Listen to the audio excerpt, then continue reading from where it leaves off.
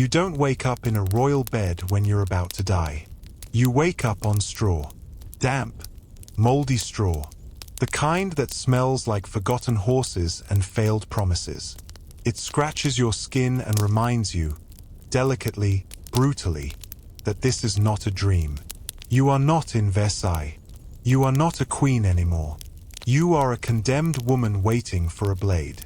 Before we go further, turn down the lights. Let the silence settle. Put your phone on silent. After all, she didn't get a last playlist either. And if this is your kind of descent into history, the kind without fairy tales, but full of rotting walls and rotting justice, then subscribe. Like, whisper something in the dark. Because tonight, we're not just watching history. We're sharing her last night. It's October 15th, 1793. The air tastes like rust. The walls sweat grief. The Queen of France, once draped in silk and surrounded by mirrors, is now wrapped in wool and swallowed by stone. Her name is still Marie Antoinette, but no one dares say it out loud. The cell is smaller than a confession booth and twice as cold. It's not just the absence of warmth, it's the presence of something else. A lingering tension. A silence that isn't empty, but full of waiting. There's no clock, but she doesn't need one. The passage of time is etched into her bones now. Every heartbeat feels like the tick of a grand, invisible watch counting down to nothing. Tick, tick, tick. Soon, the ticking will stop. She hasn't slept. Sleep is a luxury she buried with her husband. Or maybe with her son. Or maybe in that endless parade of days where she pretended the world outside her palace couldn't touch her. It did. The guards don't speak. They observe. They hover like flies over a dying body, curious, disgusted, waiting for movement. She's watched even while dressing, even while weeping, even while praying, especially while praying. There is no candlelight glamour here. Only the dim flicker of oil lamps far beyond the bars, casting shadows that look suspiciously like ghosts. She doesn't believe in ghosts. But tonight, she feels like one. She thinks of mirrors. Of the hall of mirrors, specifically. Once, she walked those marble floors, each step echoing power, beauty, control. Now she avoids reflections. The woman who stares back is hollow-eyed and prematurely gray. Her feet are bare. The floor is wet. She adjusts her blanket, if it can still be called that, and pretends it doesn't smell like damp burlap. She used to sleep under embroidered canopies sewn with golden thread. Now she sleeps beneath the ceiling of mold. A rat crawls by the wall. Bold, almost arrogant. It pauses and stares, as if sizing her up, as if trying to decide if she's worth the trouble. Even vermin, it seems, are revolutionaries now. She holds her body with the stiffness of someone who has spent too long pretending not to be afraid. Her spine aches. Her fingers tremble. But her chin stays up. Dignity is the last thing they haven't stripped from her, and she clutches it like a dying ember. She thinks about her last meal. It was bread. Hard. Stale. Ironically symbolic. Bread was what started this whole firestorm. Wasn't it? Let them eat it, they said, she said. But tonight, the joke is on her. There's no cake. There's no feast. Just crumbs and consequence. Someone coughs outside the cell. The sound travels through the stone like a cannonball. She flinches, then steadies. That cough isn't her executioner. Not yet, but it's coming. They always come in the morning. She writes a letter. Her handwriting is shaky, but her words are clear. To her sister-in-law, to her daughter, to God. Not to ask for mercy, just for peace. Peace was never something Versailles taught her, but the cell has tried. There are no violins tonight, no perfume, no fireworks, no whispers behind fans.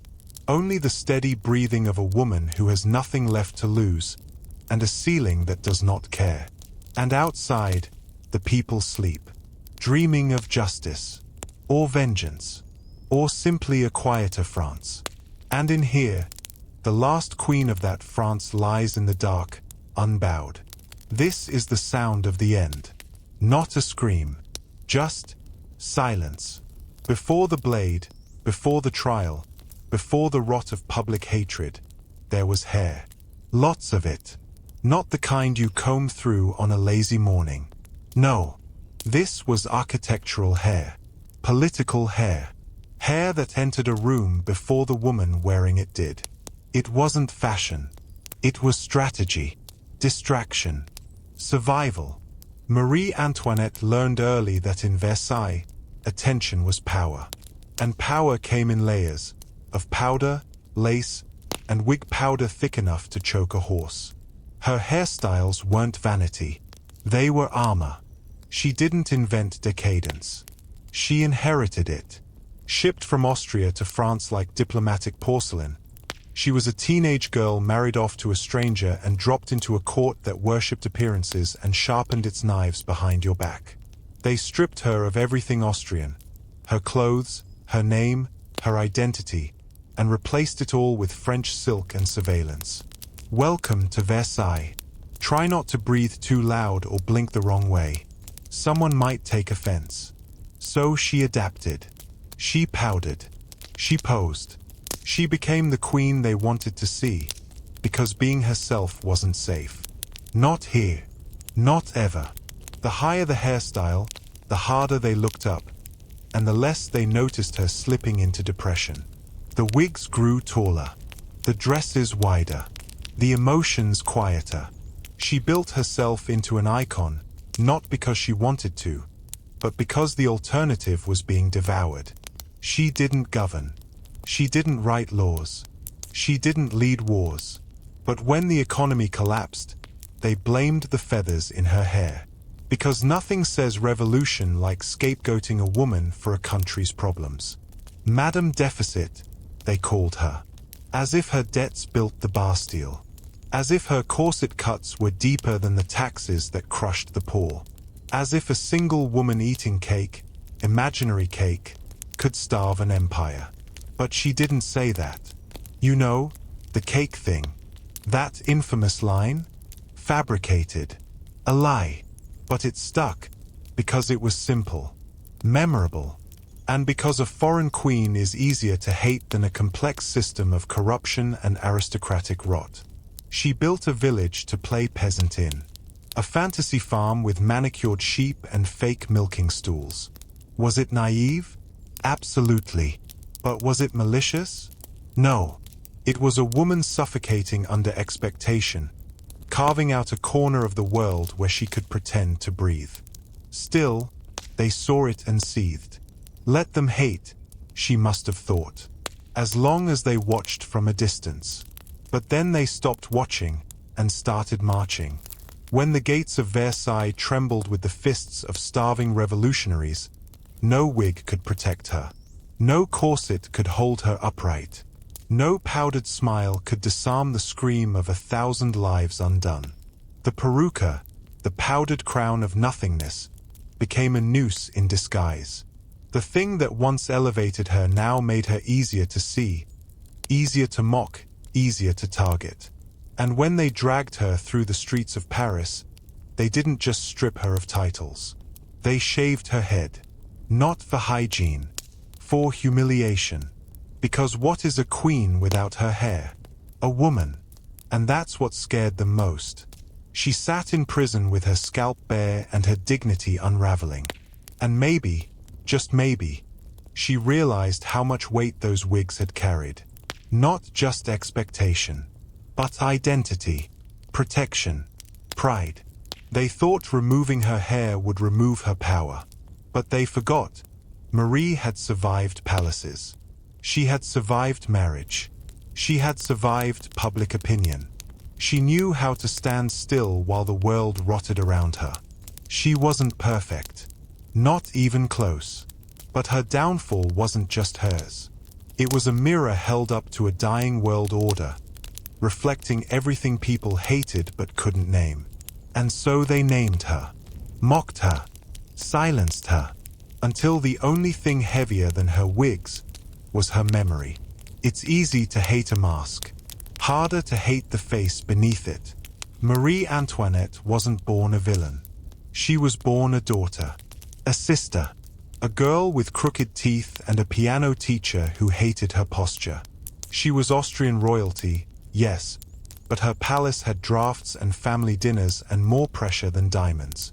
She arrived in France not as a ruler, but as a pawn. 15 years old. No passport, no choice, no way back. She was there to breed alliances and bear children, not question anything. The crown came with silence stitched into its lining. History remembers her as cold, distant, a snob in satin. But no one remembers how hard it is to be warm when every word is watched, every movement measured, every smile dissected for political meaning. You don't get to be soft in Versailles. You get to be still. And yet, behind the fan flutters and forced giggles, Marie had thoughts. Deep ones, sharp ones, written in secret letters to her mother.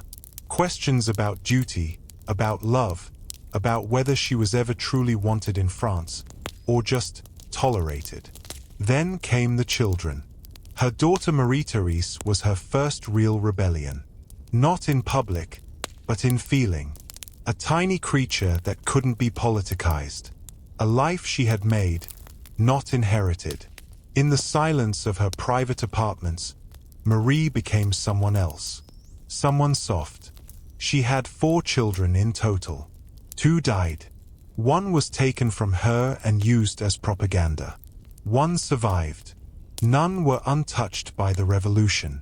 Motherhood, for Marie, was both salvation and sentence. When they took her son, Louis Charles, she pleaded. Not as a queen, as a mother. She begged. They ignored her. When they accused her of incest during the trial, yes, that, she finally snapped. Her voice cut through the courtroom. If I have not responded, it is because nature itself refuses to answer such a charge made to a mother. Even her enemies blinked. No one remembers that moment. They remember the wig, the smirk, the cake that never existed. Because nuance doesn't make good headlines. She wrote letters in prison. Long, articulate, aching things. To her sister-in-law, to her daughter. She gave advice. She tried to prepare them for a life without her. A world where her name would be awound. She didn't ask for pity. She asked for dignity. In private, she stitched tiny embroidery patterns, shaky from cold hands and sleepless nights. Small acts of resistance. Proof that she could still make beauty in a place built for decay. She watched herself fade in the reflection of a tin cup. No mirrors allowed. Too dangerous, they said, as if seeing herself might ignite a rebellion. She prayed. Not loudly, not theatrically, but in the way women pray when everything else has been stripped from them. Quiet, steady, personal. Her trial was a farce, a piece of revolutionary theater with a pre-written ending. But she played her part with more grace than anyone expected. Not because she was noble, because she refused to let them take her soul. She knew she was a symbol, that even her death wouldn't be hers. They wouldn't let her disappear quietly. She would be paraded, displayed, judged long after her pulse stopped. But that last night, before the morning took her name, her hair, her head, she was just a woman. A woman who had lost everything but refused to collapse. No crown, no husband, no children, just her spine, still straight. And that, in the end, was her final rebellion. There's no clock in her cell, but she doesn't need one. Time isn't measured in seconds anymore. It's measured in heartbeats. The night stretches on like a punishment. Each breath, a reminder. Each creak of the floor outside, a possibility. Every second could be the last. Or worse, the second before the last. Anticipation is the cruelest part. She doesn't cry. Not because she isn't afraid, but because there's no time left for that kind of luxury. Fear is a luxury. So is grief. So is sleep. What she feels now is something else. Something sharper. Colder. Like the edge of the blade that waits for her just beyond the horizon of dawn. She hears footsteps in the hallway. Heavy boots. Men moving like they don't want to be heard, which makes it worse. If they were loud, she could prepare. But silence is the real hammer. It makes you listen for ghosts. She adjusts her dress. It's simple. Plain. Chosen not for beauty, but for function. The kind of dress you can die in without too much trouble. No corset. No frills. Just linen, skin, and the inevitability of mourning. There was a time when she had seamstresses. Dozens. Dresses that took months to make. Embroidered with tiny birds and foreign flowers no one had ever seen. Now, she ties her own waist with shaking hands. Her hair, shorn short like a convict's, clings to her forehead in wisps. It's uneven, rushed, cut not by a stylist, but by a system that needed to queen her as fast as possible. Even her scalp has been politicized. There's a candle burning in the corner. It's melting quickly, as if even wax wants no part of this night. The shadows it casts crawl up the walls like nervous insects, jittering with every breeze of breath. The guards outside speak in low voices. She can't hear the words, just the rhythm. The beat of a sentence she's not invited to understand. It doesn't matter. She knows how it ends. They told her the execution would be early, because revolution, apparently, prefers morning light. She wonders what she will hear first, cheers or silence. What is the last sound a queen hears? The crowd? The blade? God? Her hands are stained with ink from the letter she wrote earlier. A letter to her sister-in-law, Madame Elizabeth. A farewell. A prayer. A blueprint for how to grieve when no one will let you mourn out loud. She folded it slowly, sealed it with trembling fingers. It wasn't dramatic. It was intimate. It was what you write when you know the next person who touches your body will do it with rope. She sits down. Not because she's tired. She's beyond tired. She sits because standing feels like hope, and there's none of that left. Just the cold of the stone seeping up through her bones. She imagines her children sleeping somewhere. Or maybe not. Maybe they're awake too, sensing the shift in the air. Maybe the world is holding its breath and just hasn't told the sun yet. She places her hands in her lap. Palms up. A gesture of surrender? No. A gesture of peace. Outside, the sky begins to shift. That bruised shade of not quite night. The hour between sorrow and spectacle. She doesn't look toward the door. It will open when it's ready. And so she waits. Not like a prisoner. Like a woman who knows the difference between silence and shame. And has chosen silence. The knock is soft. Almost polite. As if the man behind the door has forgotten he's not summoning a guest to dinner, but a woman to her death. She stands. Slowly. With the grace of someone who has done this before. Been watched. Been summoned. Been stripped of power while pretending not to bleed. The guards wait. One avoids her eyes. The other doesn't blink. Both are young enough to have memorized her face from playing cards. Her hands tremble, but not from fear. From cold. The October air has crept into the stone like a second executioner. One that kills more slowly and without applause. She's allowed to dress in white. It wasn't her choice, but she doesn't protest. Let them have their spectacle. Her shoes are too large. Or maybe her feet have shrunk. Starvation does that. She slips them on anyway. Death doesn't care about fashion. But Paris does. They escort her out. No fanfare. Just metal on stone. She walks past cells where other women sleep, or pretend to. No one speaks. Not even the rats. At the gates of the conciergerie, the cart awaits. A wooden wagon. No carriage, no horses with plumes. No velvet seats. Just slats, wheels, and hay. Versailles never felt further away. She climbs aboard without assistance. She doesn't stumble. She won't give them that. The guard tries to tie her hands and apologizes under his breath. She tells him, gently, "Do your duty." The cart begins to move, and Paris, hungry, bitter, electric, begins to watch. The route winds through narrow streets, each window a theater box. Women clutch children. Men shout. Boys throw pebbles. A few stay silent. One woman makes the sign of the cross and disappears before anyone sees. She does not weep. She looks straight ahead. Not like a queen. Not like a martyr. Like a mother who has already buried everything she loved and has no tears left for herself. Someone spits. It lands near her foot.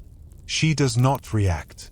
She has been insulted by nobles with sharper tongues and colder hearts. She passes places she once knew.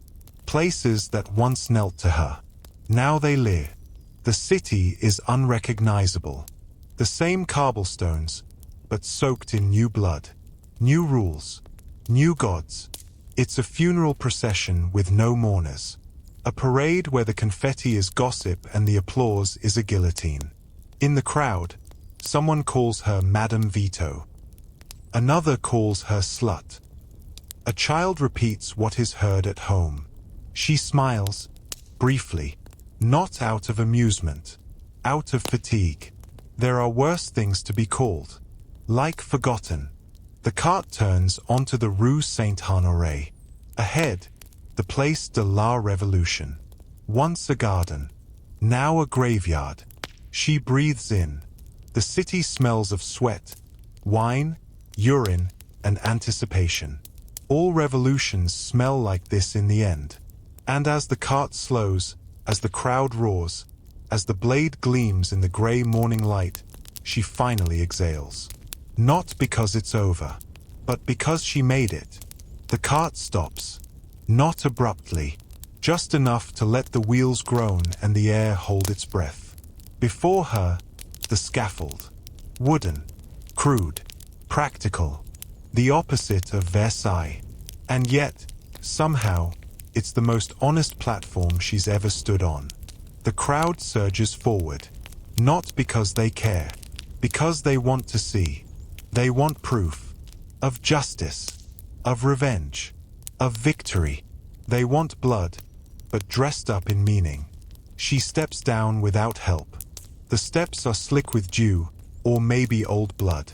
Either way, they don't warn her. She almost slips. Almost. It's the closest she'll get to falling before the blade does it for her. A priest mumbles last rites. She doesn't hear him. Or maybe she chooses not to. She already made peace, in a room without windows, when no one was watching. Her hair is pinned back. What remains of it? The executioner lifts the strand near her neck. Efficient. Cold. He isn't cruel. He's just detached. She thanks him. Yes. She apologizes for stepping on his foot. Because even now, moments before death, she remembers her manners. Let history choke on that. The crowd is restless. Some are laughing. Some are silent. Some look away. No one prays. The blade looms above like a god made of metal and inevitability. Not fast. Not yet.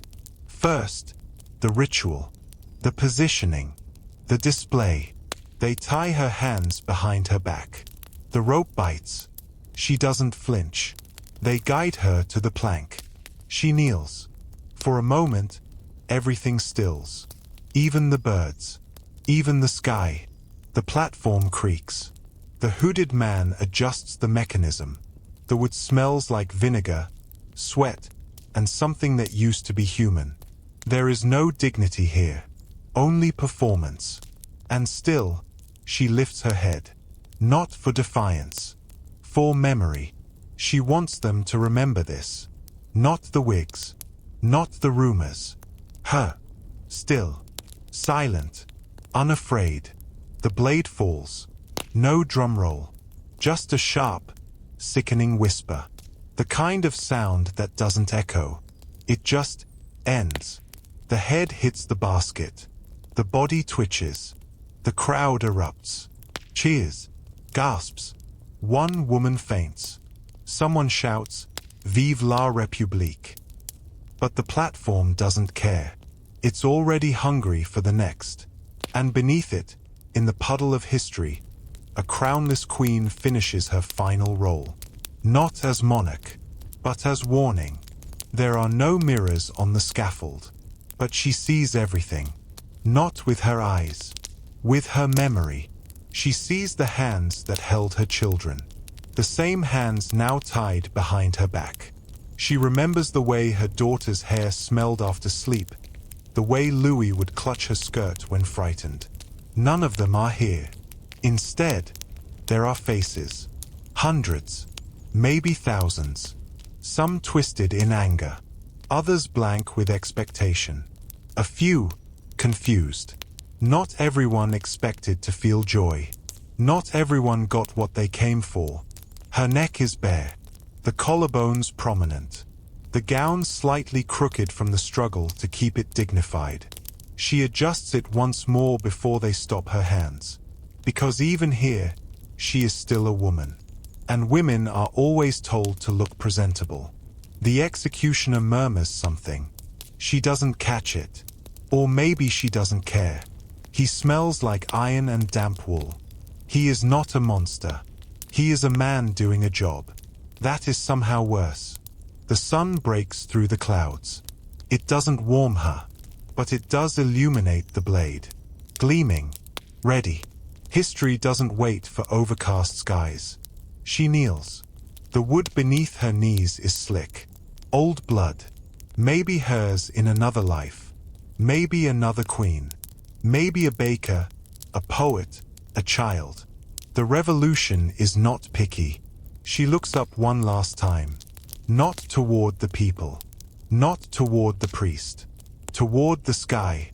Because when you're about to lose your head, you look for heaven, even if you stopped believing in it a long time ago. She sees no angels, no signs, just a pigeon on a nearby ledge. Indifferent, peering, God's messenger, or just another witness. It doesn't matter. She thinks of music, a melody from childhood, a harpsichord in Vienna, a song her mother sang. The tune dies before it finishes. Everything does. A strand of hair falls into her eyes. She can't move it, can't brush it away. It dances there, mocking the idea of control one last time. And then, nothing. Not pain, not sound, just a flash, a severance. The clean cut between memory and myth. Her eyes do not close. That part is automatic, reflexive. But if they did, she would have wanted to close them herself, with grace. Instead, her last look remains open. To the world, to history, to us. There's a moment after the blade drops where the world forgets how to breathe. No one speaks. No one moves. Even the crowd, drunk on vengeance, hesitates. Then the executioner lifts her head by the hair, what's left of it, and shows it to the people like a trophy. A queen reduced to anatomy. Cheeks, jaw, blood. Some cheer, some gasp, some vomit. A woman faints. A child claps. A man yells, "Justice," with wine on his breath and guilt in his eyes. They display the severed head like a sermon. This is what happens when you wear silk while others starve. This is what happens when your face is printed on coins and then on pamphlets. This is what happens when myth meets metal. But the face itself, it doesn't look guilty. It doesn't look royal. It just looks tired. The eyes are closed, or forced to be. The mouth slack. Not a scream. Not a curse. Just a kind of silence that follows a long, bitter monologue. The body is dumped into a basket. Limbs folding like broken furniture. The gown soaked. The skin pale and already cooling. She was alive 3 minutes ago. There's no procession. No priestly blessing. No chorus of mourning. Just the creaking of wood as the platform is cleaned for the next. Revolution is efficient that way. The body is carted off. Not to a royal tomb, but to a mass grave in the Madeleine Cemetery. No headstone. No inscription. Just earth and anonymity. They bury her in haste. No coffin. No flowers. A queen buried like a criminal. Or worse, like no one at all. By nightfall, the city returns to its rhythm. Markets open. Boots clatter on cobblestones. Gossip mutates. The blade sleeps, but only briefly. Someone saves a lock of her hair. Someone else dips a cloth in her blood. Relics, or trophies, depending on your politics. And as the moon rises over Paris, the scent of iron still lingers in the air. But the name? The name begins to rot. Not the woman. The symbol. She was buried like a secret. No monument. No prayers. No witnesses. Just earth and silence. The Madeleine Cemetery didn't care about royalty. It swallowed peasants, criminals, beggars, and now a queen. The ground didn't protest. It had already absorbed too much blood to notice the difference. Her grave was shallow. The revolution had a schedule. It didn't wait for grief. There was no cross. No name carved into stone. Just dirt. Maybe a rock. Maybe not even that. Her body was meant to vanish. Like her legacy. Like her children. Like the entire century that had placed her on a pedestal and then pushed her off it. For years, nothing happened. No pilgrimages. No rumors of sainthood. No ghost stories. Because forgetting is a kind of justice too. And yet, she didn't disappear. Not entirely. Her name lingered. Whispered in salons. Painted in satire. Feared. Pitied. Used.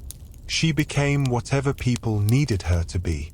To some, a martyr. To others, a warning. To historians, a question mark in petticoats. To playwrights, a punchline. To artists, a fascination. The woman was dead. The idea was just getting started. In 1815, 22 years later, the monarchy returned. As if nothing had happened. As if heads hadn't rolled. As if the guillotine had been a misunderstanding. King Louis XVIII ordered her remains exhumed. They found bones. Fragments. A skull. Was it hers? No one was sure. But they buried it with ceremony. With marble. With candles. They recrowned her in death. In the Basilica of Saint Denis, where kings sleep under heavy stone and heavier expectations, Marie Antoinette was finally laid to rest beside her husband. Not in silk, but in symbolism. A stone now bears her name. Flowers appear each year. Tourists whisper as if their voices might wake her. But the truth is, she never left. Not really. She became perfume, porcelain, portrait. She became costume and caricature. She became the kind of history we sell back to ourselves as tragedy. Stripped of politics, polished for consumption. And in that process, the woman vanished once more. Replaced by a myth wearing her smile. They say she still walks the halls. Not in spirit. In memory. Versailles doesn't forget. It creaks under the weight of its own beauty. Gold leaf and gilt dusted across ceilings that once echoed with laughter and orders. Tourists wander its salons, wide-eyed, clicking photos, whispering facts they barely understand. This was her bedroom. This was her portrait.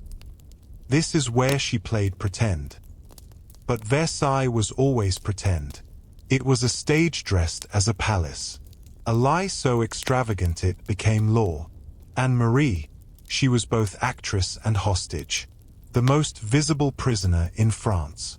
Now the mirrors reflect no one. But if you stare long enough, you can almost see her. Not in the gowns. Not in the wigs. Not in the portraits where her skin looks like porcelain and her eyes like surrender. You see her in the emptiness. In the silk-covered furniture no one sits on. In the bed no one sleeps in. In the walls that once listened to betrayal and still haven't stopped echoing. The ghost of Marie Antoinette doesn't rattle chains or slam doors. She haunts with silence, with perfume, with questions that no plaque can answer. Who was she, really? A villain? A victim? A mirror of the world that made her? Some say she deserved it. The blade, the fall, the oblivion. Others say she was merely born in the wrong time, too soft, too spoiled, too surrounded. But maybe the truth is worse. Maybe she wasn't special at all. Maybe she was ordinary, and we needed her to be more so we could feel less. Less guilty, less complicit, less likely to end up in the same basket, under a different regime. And so we made her into everything. A queen, a monster, a fashion icon, a feminist parable, a porcelain doll, a ghost. Versailles still stands. And maybe that's the real haunting. Not the woman who died, but the system that lived. Because history doesn't end with the fall of a queen. It just changes continent. When Marie Antoinette's head hit the basket, the world didn't pause. Elsewhere, waves kept crashing, winds kept sculpting cliffs, and a faraway island continued its ritual of forgetting, but not in blood. In stone. While Paris sharpened blades, the Pacific whispered to statues too heavy to move, yet somehow standing. Watching. Waiting. Tonight, we sail away from salons and scaffolds. We leave Versailles behind, and land where the maps used to draw nothing at all. A place that exists because someone once said no one could live there. And someone did. Welcome to Rapa Nui. The island we renamed for a holiday it never celebrated. The island with no trees. And too many faces. Now, turn off the lights. Let the waves take you. And if you like stories carved in silence instead of ink, subscribe, like, listen. Because tonight, we're not just visiting Easter Island. We're listening to the stones that refused to speak. You open your eyes and all you see is ocean. Blue stretching into blue, swallowing the horizon and mocking the very idea of direction. No birds, no ships, just water, eternal and unbothered. And then, land. A scar on the sea. Small, rugged, lonely, like a secret the world tried to drown, but couldn't. Welcome to Rapa Nui. Or, as you were taught to call it, Easter Island. Named by a Dutch explorer too sunburned to care and too late to understand. He found it on Easter Sunday. So he claimed it, like all good colonizers do, with a name that meant nothing to the people who already lived there. The nearest continent? Over 3,500 kilometers away. The nearest kindness? Even further. The island shouldn't exist. Not geologically, not politically, not spiritually, but it does. And it did long before your maps admitted it. You step onto volcanic rock. The wind hits first, then the silence, then, finally, something stranger, the feeling of being watched. Not by people, by stone. They're everywhere. Massive, silent, indifferent. Moais, Giant heads with elongated faces and unreadable expressions. As if someone carved the concept of memory into the mountain and dared time to forget it. You don't speak. You don't have to. The statues aren't listening. They're remembering. The grass sways. The earth is cracked. The sea roars just beyond the cliffs. And in this strange equilibrium, the island breathes, slowly, like a body too tired to explain itself. No signs, no guidebook entries can prepare you, because this isn't just a place. It's a refusal to be erased, a refusal to be understood, a refusal to be anything other than what it always was. An impossibility made of lava, history, and regret. And tonight, we begin not with answers, but with the sound of waves hitting stone, again and again and again. Like time knocking at a door no one wants to open. They don't blink. They don't breathe. They don't explain themselves. And yet, the Moais of Rapa Nui have more presence than most people you'll ever meet. You stand in front of one, 7 meters tall, 30 tons of volcanic arrogance, and suddenly feel very, very soft. You, with your phone and sunscreen and existential crisis, staring at a rock that hasn't moved in centuries and still manages to look more alive than you do. There are hundreds of them, all facing inward, not toward the ocean, but toward the island, toward the people. Because nothing says we're watching you like a 1,000-ton ancestor carved with a forehead wider than your apartment. They're not just statues. They're surveillance. Spiritual CCTV from a culture that didn't have electricity but had the good sense to immortalize their dead with style. The Moais were carved in the quarry of Reino Raraku, then somehow transported across uneven, muddy, uphill terrain. No wheels, no metal, no oxen, just ropes, logs, and an obscene amount of collective denial. How did they do it? Some say they walked the statues by rocking them side to side with ropes. Yes, that's right. They moonwalked 80-ton monuments across a treeless island. Sure, why not? Others claim it was alien technology, because obviously, brown people couldn't have built something complex without being helped. The truth? It doesn't matter how. What matters is they did it. And they did it again. And again. And again. Until the landscape was littered with oversized heads and undersized answers. But not all Moais made it. Some fell. Some cracked. Some were abandoned mid-journey, frozen in a crawl they never finished. They still lie there, half buried, half ashamed. The forgotten ones. Proof that even in sacred projects, there are deadlines, breakdowns, and days where someone probably yelled, "Screw it, just leave it here." And here's the part no one tells you. The Moais originally had eyes. Yes, eyes. Made from coral and obsidian, carefully placed in sockets that stared not just outward, but through you. Because it's not enough to carve a god. You have to make it stare into your soul like it's judging your Wi-Fi password. But those eyes are gone now.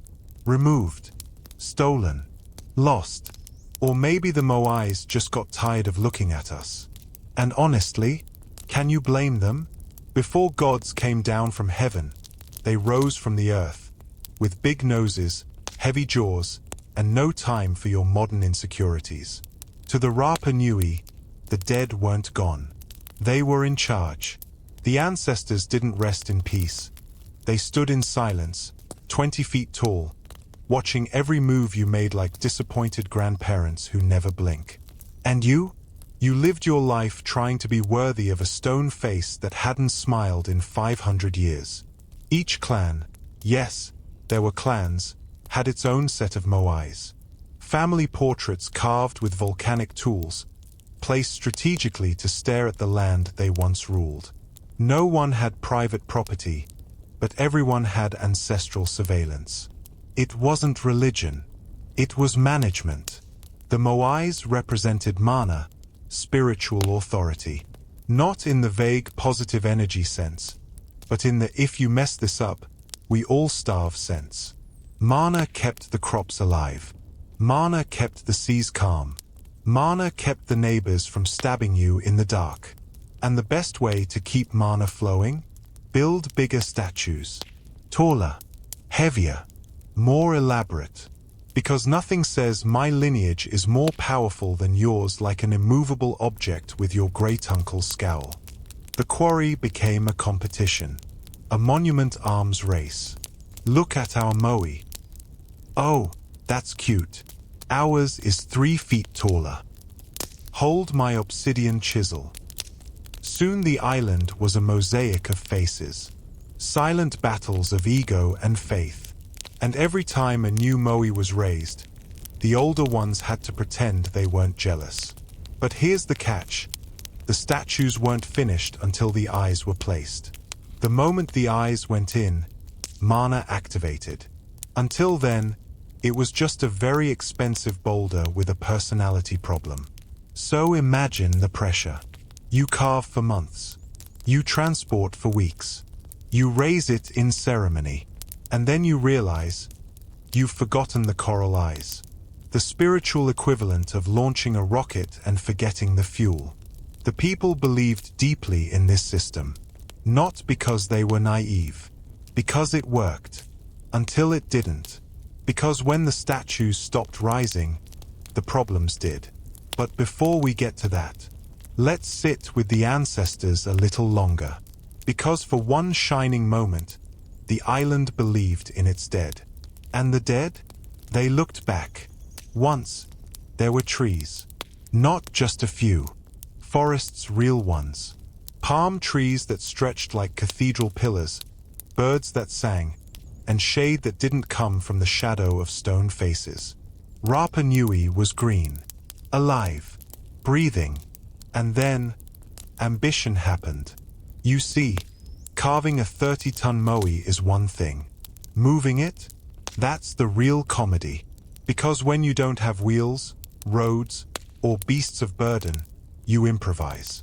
Logs. Lots of logs. You cut down a tree. You roll the statue a little. You cut another. Repeat. Thousands of trees. Because nothing says ancestral honor like ecological collapse in slow motion. But it wasn't just the statues. They built canoes, firewood, homes, tools. And no one thought to ask, hey, are we running out of forest? Spoiler, yes. Very much yes. The palm trees disappeared. The birds vanished. The soil eroded. The crops failed. And the mana? Well, mana doesn't do well in dust. By the time they noticed, the forest was a memory. The moais still stood. But nothing else did. No more canoes meant no fishing. No fishing meant famine. Famine meant neighbors suddenly weren't so neighborly. The island turned on itself. They fought over the last bits of arable land. They toppled rival moais in symbolic revenge. Because if your ancestors let this happen, maybe they didn't deserve to stand. It wasn't just environmental collapse. It was spiritual disintegration. A civilization built on reverence now rotting in regret. And the saddest part? No one remembers the last tree. No ceremony. No tears. No monument. Just the echo of an axe. And then, silence. The kind of silence that still lingers when the wind blows across the quarry, whistling through empty sockets where eyes used to be. When gods stop answering, people get creative. The moais had lost their mana. The forests were gone. The sea offered fewer fish, and the ancestors, those massive stone therapists, had gone mute. So the Rapa Nui looked up, not to the heavens, to the birds. And thus began the cult of the Tangata Manu, the birdman. A new religion, a new competition. Same desperation, different feathers. Every year, the clans gathered at Orongo, a ceremonial village perched dramatically on the edge of a volcanic crater, as if even the earth was trying to jump. From there, warriors would descend the cliffside, swim through shark-infested waters to a tiny islet called Motunui, and wait. For what? For a bird. Specifically, the sooty tern. Because somewhere between logic and myth, someone decided that the first man to retrieve the bird's egg and bring it back unbroken would become the new spiritual and political leader for a year. Yes, they risked death for an egg. Because nothing says stability like a government based on seasonal armlets. The warriors were called Hopu, and the chosen one, if he survived, was shaved, painted, and isolated for months. Not as a punishment, as a divine transition. He became more than man. He became birdman. Feathers on skin. Visions in sleep. Authority over everyone else. And for a brief, trembling moment, power had wings. But don't romanticize it. This wasn't a renaissance. It was a scramble. A cultural pivot performed on the edge of extinction. The Moais stood forgotten, toppled, irrelevant. And now, leadership came from blood, not stone. Clans fought more viciously. Strategies replaced worship. Because if your honor rides on a fragile egg and a long swim, you start playing dirty. The Birdman cult was brilliant, desperate, violent, and somehow it worked. Until, of course, the next disaster came.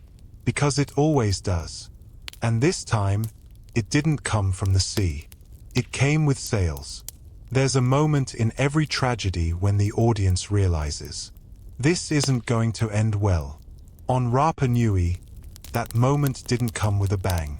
It came with a whisper, a stomach growl, a Moai face cracked sideways, a silence too deep to be called peace. The forests were gone. The soil had turned to dust. Fishing without canoes was a cruel joke. So the people turned inward and downward. Starvation isn't poetic. It's desperate, feral, loud. Families once united under ancestral pride began to split into rival factions, each guarding tiny patches of unusable land like they were gold. The Moais? They were no longer sacred. They were symbols of betrayal. One by one, they were pushed over. Not by time, by people. Their own creators. Statues that once demanded reverence were now met with ropes and leverage. Crash. Crack. The thud of spiritual collapse. Some say it was protest. Others say it was grief. Maybe it was just hunger in a language no one remembered how to speak. The Birdman cult offered a temporary distraction. Sure, but one egg a year doesn't feed a starving population.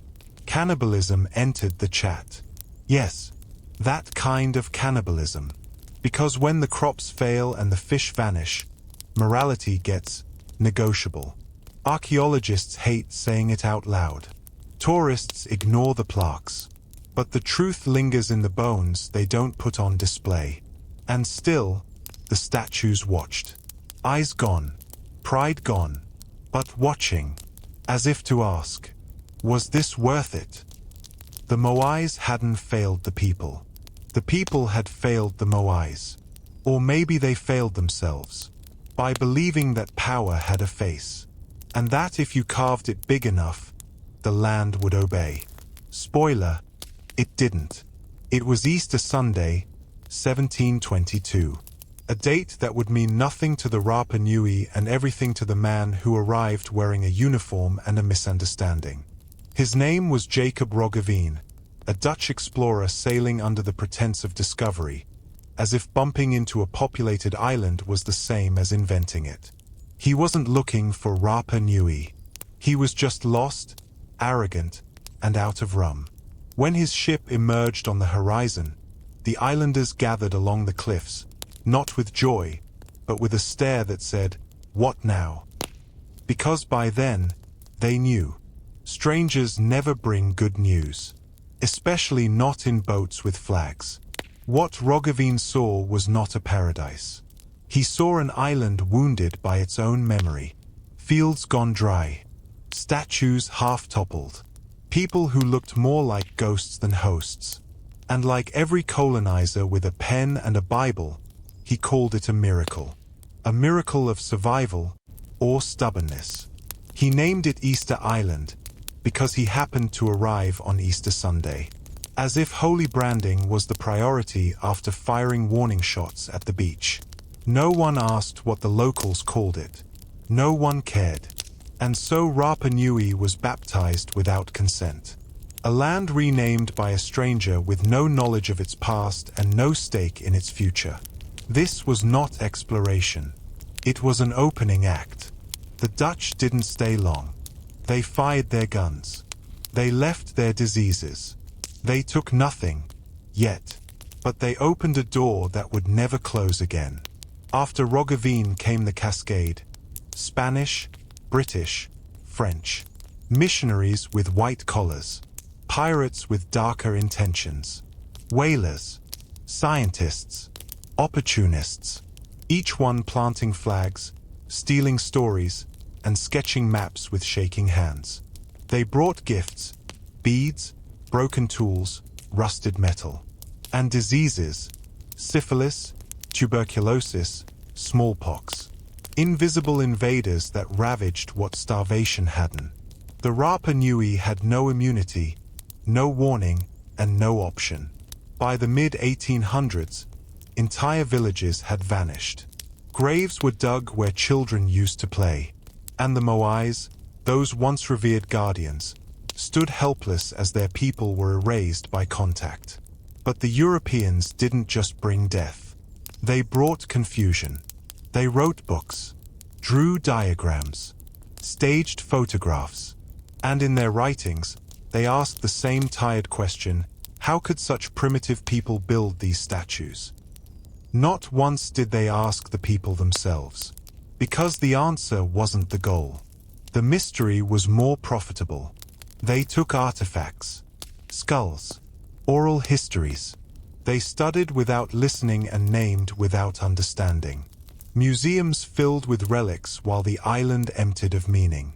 And worst of all, they decided the island was a cautionary tale, a failed civilization, a warning about what happens when humans get too ambitious, too isolated, too tribal. But what they missed, what they always miss, is that the collapse came not from hubris alone, but from arrival, from contact, from being discovered. So the Moais, once faces of honor, became frozen witnesses to humiliation. And the Rapa Nui, once proud navigators and engineers, were rewritten as curiosities. The ships came and went, but the damage stayed, etched into the soil, etched into the silence, etched into every pair of foreign eyes that looked at the island and saw only stone. First came the sails. Then came the silence. Then came the sermons. By the mid-19th century, Rapa Nui was no longer a mystery to the world. It was an opportunity. The Moais had fallen. The forests were gone. The population was fragile. And for some, that smelled a lot like profit. Enter the Peruvian slave raids. In 1862, ships arrived not with gifts or Bibles, but with chains. Armed men descended upon the island and abducted hundreds of Rapa Nui, elders, priests, artisans, leaders. They were thrown into ships like livestock and taken to Peru to mine guano. Yes, bird poop. The final indignity of empire. You survived centuries of volcanic rock and starvation, only to die digging fertilizer. It was fast, brutal, quiet. By the time word reached Europe, nearly half of Rapa Nui's remaining population had vanished. And the few who returned brought more than trauma. They brought smallpox, the final kiss of foreign kindness. But don't worry, help was on the way. Missionaries, French Catholics, saviors with crosses, catechisms, and an overwhelming desire to civilize what little remained. They built churches, taught prayers, burned artifacts, told the Rapa Nui their ancestors were demons, their stories were lies, their gods were incorrect. They baptized survivors with names they couldn't pronounce and silenced languages with rosaries. The Birdman cult was outlawed. Rituals were banned. The oral history, that fragile chain of memory, was snapped in half and replaced with Latin hymns. Because nothing says salvation like erasing someone's past and calling it grace. The Moais were left to rot. Too pagan, too proud, too inconvenient for the new narrative. The missionaries offered food, yes, medicine, sometimes, but only if you prayed first, only if you converted, only if you forgot. And what was forgotten cannot be rebuilt. Not fully, not truly. By the 1870s, the island had become a living museum curated by outsiders. The Rapa Nui were confined to one village. The rest of the island was fenced off, leased to foreign ranchers. Yes, you heard right. The islanders were fenced in, and the cows were free. Because even in paradise, colonialism finds a way to gentrify suffering. And the missionaries? They wrote letters, journals, reports, telling the world how they'd saved a dying people. But saved them from what? Exactly? Their gods? Their land? Their dignity? No. They saved them from themselves. The ultimate colonial fairy tale. Now bound in leather and shelved in European libraries. They didn't fall. Not all of them. While the forests vanished, the gods were replaced, and the people were renamed. Some Moais remained upright, unsmiling, unbroken, absurdly calm in the face of collapse. And that is the most defiant thing they ever did. They stood when it was safer to kneel, when missionaries called them idols, when colonizers called them curiosities, when tourists called them cool. The Moais didn't blink, didn't crumble, didn't adjust to the narrative, because stone has no interest in fitting your museum label. These statues weren't just monuments, they were memory sculptures, carved with bone tools and bruised pride, set facing inward, toward the land, not the sea. Because they weren't watching for enemies. They were watching you, their own people, generation after generation, to remind, to demand, to whisper without moving, don't forget who you are. And yet, the forgetting happened anyway. Under French prayers, British maps, Peruvian chains, under museum spotlights and National Geographic spreads. But even surrounded by silence and revision, they remained. Some were buried. Some had their eyes stolen. Some had birds nesting in their sockets. But they resisted in the most passive, poetic way imaginable. They simply refused to disappear. You can rename the island. You can fence the land. You can baptize the children. But you can't erase a face carved into the mountain with the names of the dead behind it. Each standing Moai is a sentence left untranslated. A legend too heavy to be moved. A refusal cast in volcanic memory. And still today, the Rapa Nui look at them and remember what was nearly taken. What is still being taken. They walk among the statues like relatives. Not ruins. Not relics. But grandparents who saw too much and said too little. Because the greatest act of rebellion isn't always fire or fists. Sometimes, it's just standing still. You stand there, feet pressed against volcanic soil, eyes lost among giants with no pupils. And for the first time, you realize, this place was never meant to explain itself.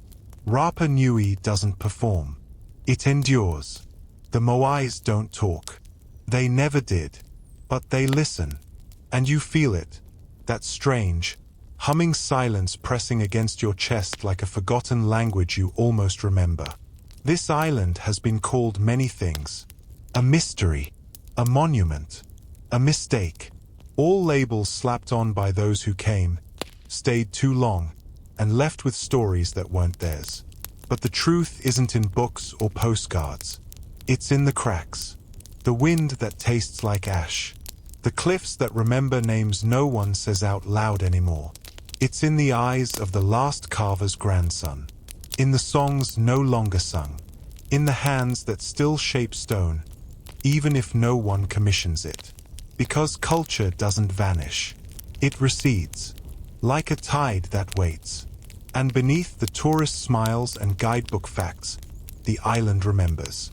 It remembers the trees, the eggs, the chants, the gods, real or imagined, that shaped a people before they were shaped by outsiders.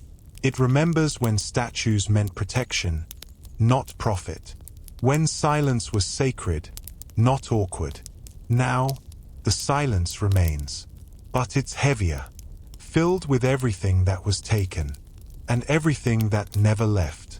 Rapa Nui is not a tragedy. It is not a parable.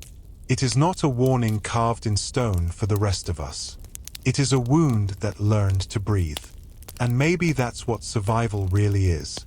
Not healing, not forgetting, just breathing. So the next time you see a moai, in a photo, a museum, a meme, remember, it's not just a face. It's a question. Still waiting for an answer. Still watching you.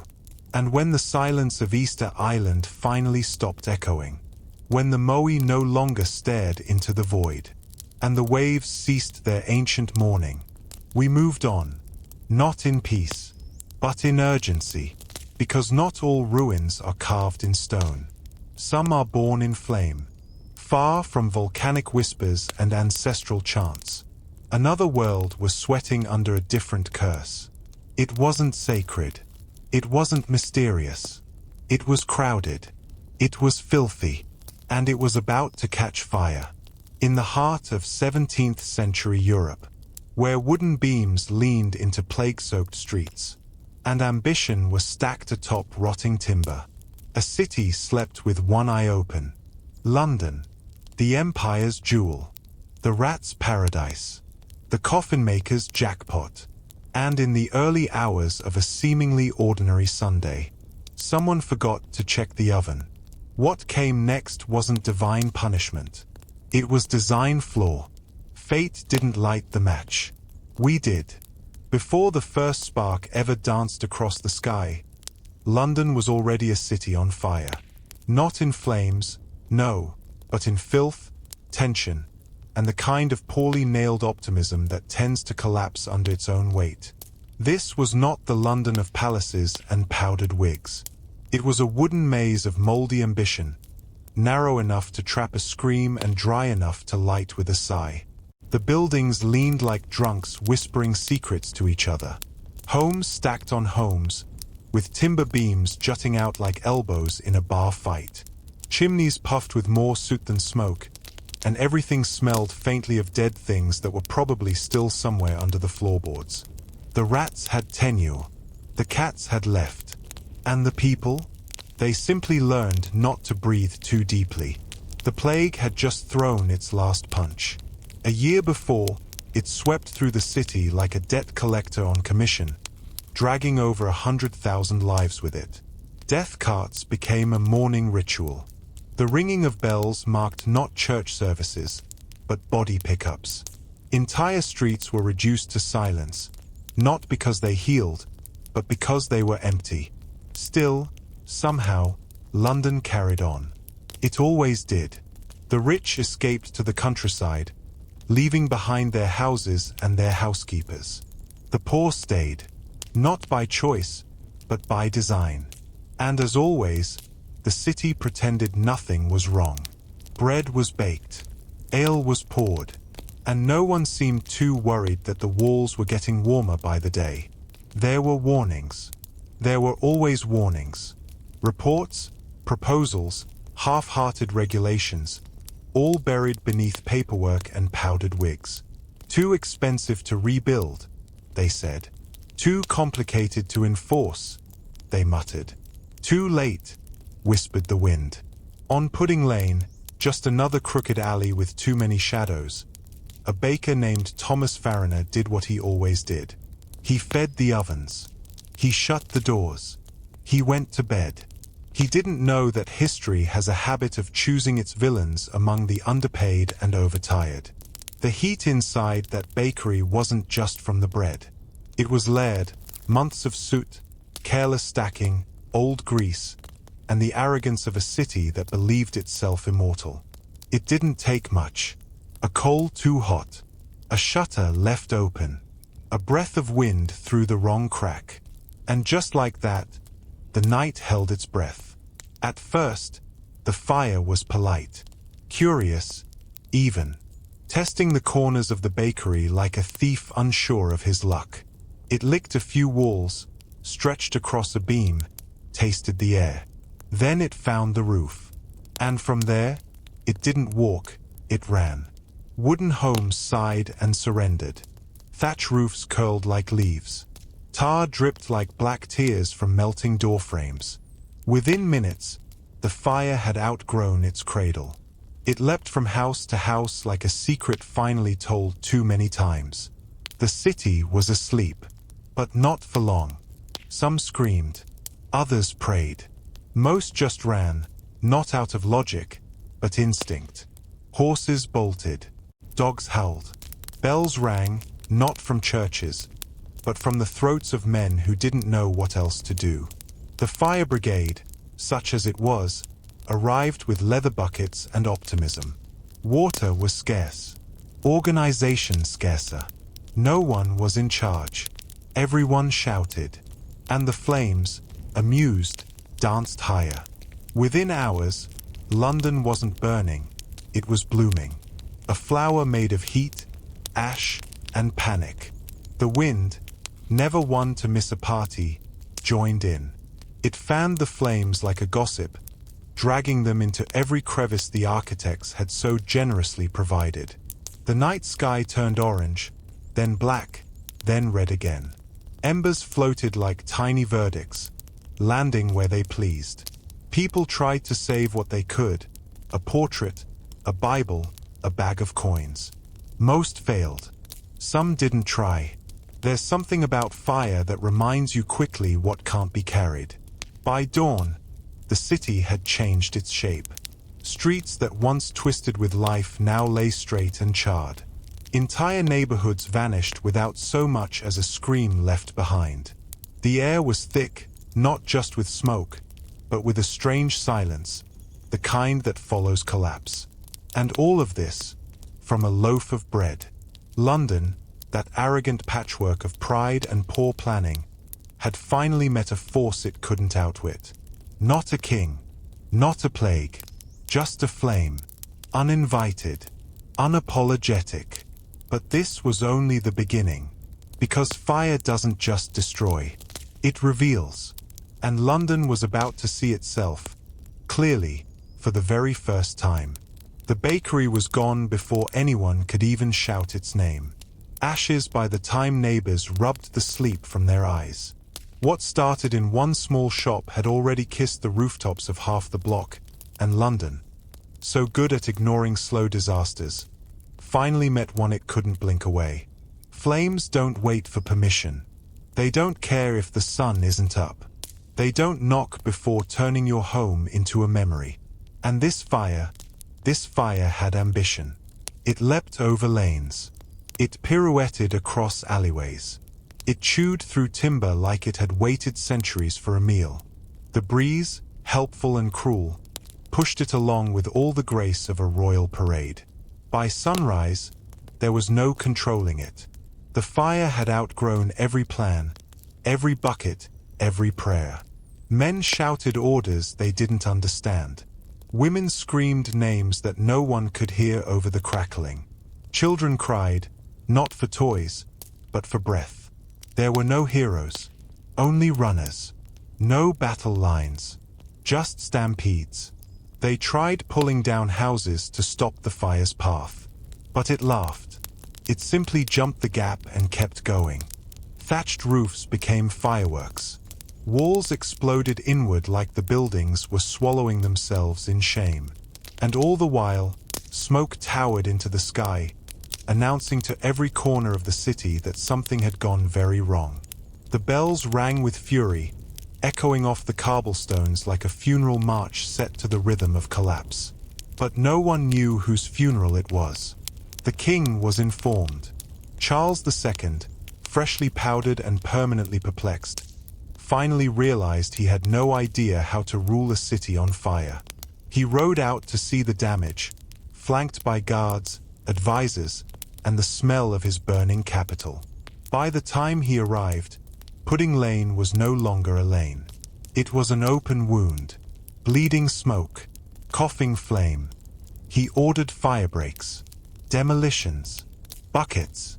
He might as well have commanded the tide to stop rising. The fire didn't obey. It wasn't political. It was elemental. And still it spread. Street by street, home by home, dream by fragile, flammable dream. But the worst was yet to come. Because when a city burns, it isn't just buildings that fall. It's trust. It's history. It's the myth of control, slipping between your fingers like soot on a breeze. And no one, not the king, not the clergy, not the people, was ready to admit that London was losing. Some thought the stone churches would hold, that surely God's own houses would be spared. But fire doesn't read scripture. It doesn't pause for stained glass or steeples. St. Paul's Cathedral, that towering vault of reverence, stood defiantly in the distance until it didn't. The flames reached it not like enemies, but like old friends long overdue. The roof groaned. The lead on the windows melted and dripped like tears. And then, with a hiss that could have been mistaken for a sigh, the cathedral surrendered. The bells didn't ring. They screamed, melted from their towers like wax on an altar. Every clang was a funeral for something sacred. Every echo reminded London that divinity had fled with the first embers. The fire didn't discriminate. Merchant shops, bakeries, schools, taverns, all vanished under the same orange hand. And the river, usually a symbol of escape, now only mirrored the inferno, as if mocking the idea of salvation. People loaded what they could into boats. Furniture, pets, dead relatives. But the Thames couldn't carry everyone. And even those who fled on water were followed by ash. It coated skin, mouths, prayers. It settled into the folds of the city's collar and whispered, "You should have seen this coming." In the chaos, rumors bloomed like mold. The French had done it. The Catholics. The Dutch. Anyone with an accent became suspect. In a city burning alive, suspicion became oxygen. Foreigners were beaten in the streets. Some were lynched on sight. Because nothing fans the flames of hatred like literal fire. And if you can't stop the blaze, you can at least punch someone who looks flammable. No one asked whether the wind was to blame, or the wood, or the apathy. It was easier to blame a stranger. Easier to believe the fire had purpose. That it was a message, a punishment, a divine act. Not the result of unchecked greed and a city stacked like a funeral pyre. The truth smoldered in silence, hidden beneath collapsed roofs and broken altars. And somewhere in the distance, a child pointed at the smoke and asked if it meant the sky was on fire. No one answered. Because by then, the question wasn't how do we stop it? It was what will be left when it's done. The sky had stopped pretending. There was no more day, no more night, only smoke.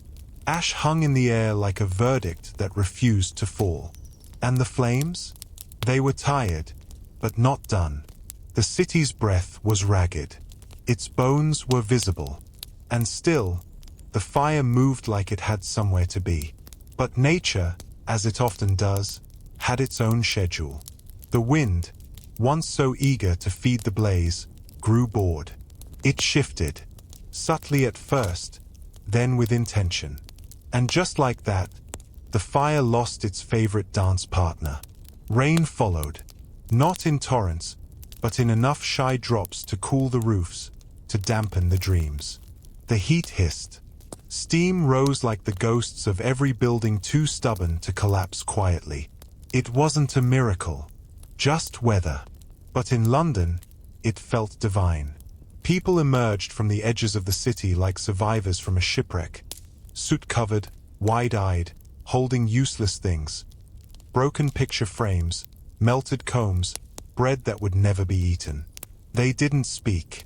There was nothing left to say. What hadn't burned had broken. What hadn't collapsed had cracked. And what still stood was either sacred or simply lucky. No one knew what day it was. Time had melted with the clocks. Children cried not from hunger, but confusion. Adults stood in silence, watching a skyline that no longer existed. Charles II returned, this time not as a king, but as a witness. He rode slowly, perhaps hoping the ashes wouldn't recognize him. He looked left and right and nodded solemnly, the royal equivalent of saying, "Well, shit." Behind him came whispers of reconstruction. Not because anyone was ready, but because pretending to rebuild is easier than admitting what was lost. And as people shuffled through the ruins, they discovered something stranger than the fire.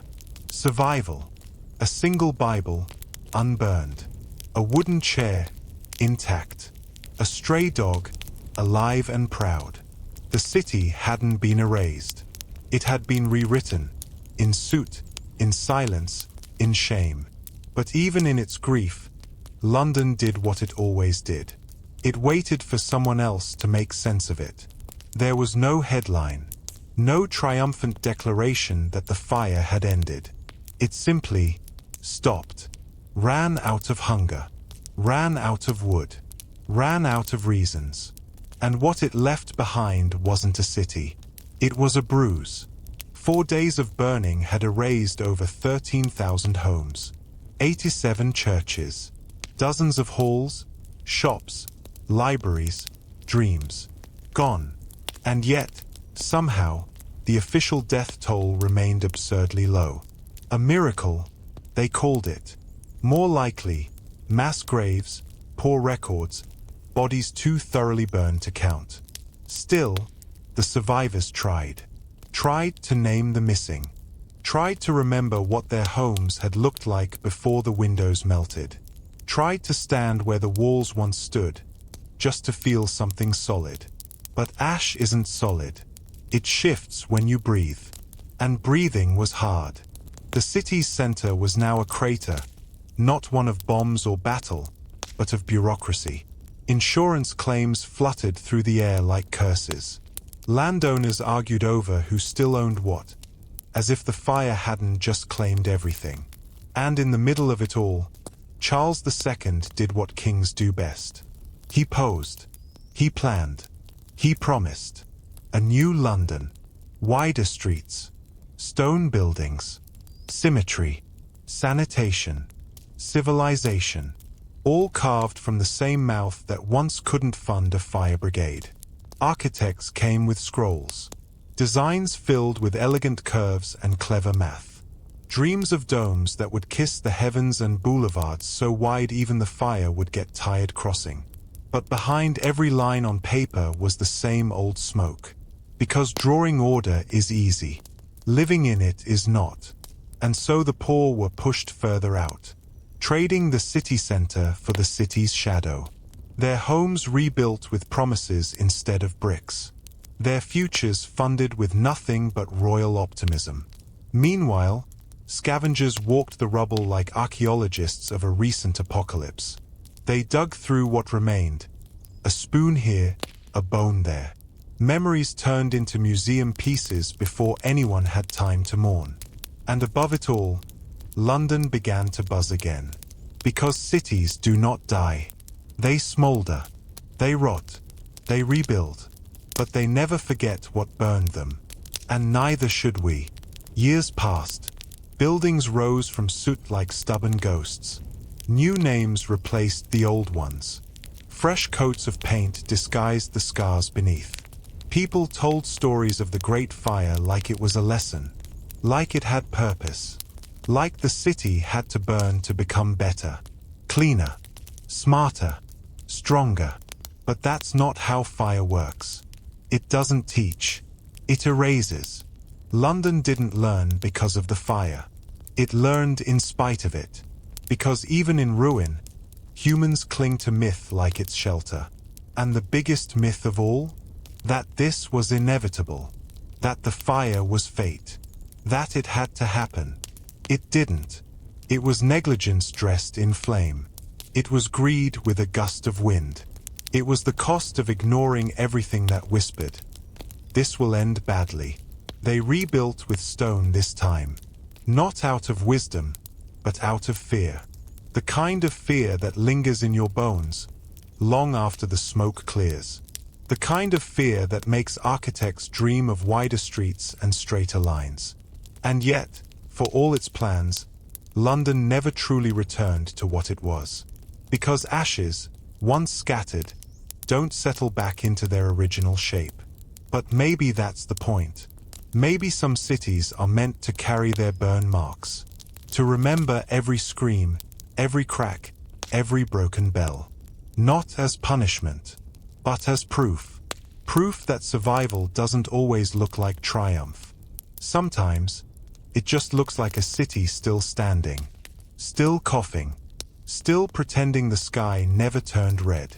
And beneath the cobblestones, deep under the polished stone of the rebuilt streets, there is still a layer of ash, waiting, just in case anyone forgets what happens when a city stops listening to its own smoke. And now, the fire is out. The streets are quiet again. London sleeps, not because it's safe, but because it's exhausted. We've walked through ash. We've watched stone melt. We've seen how quickly a city forgets to protect itself, and how slow it is to admit the cost. So tonight, if your ceiling isn't glowing red, if your bed isn't full of smoke, if no one is running past your window screaming about buckets, congratulations. You made it. Not every fire is made of flame. Some are slow, invisible, civilized. But that's a story for another night. Now turn off the lights. Let the embers settle. Let the silence crackle like the end of a matchstick. And if you liked this story, if you enjoy digging through the forgotten ruins of history in the dark, you know what to do. Subscribe, like, and tell me in the comments where you're listening from, and what time it is for you right now. Because history is always better when we watch it fall apart together. Good night, and may your roof stay cool.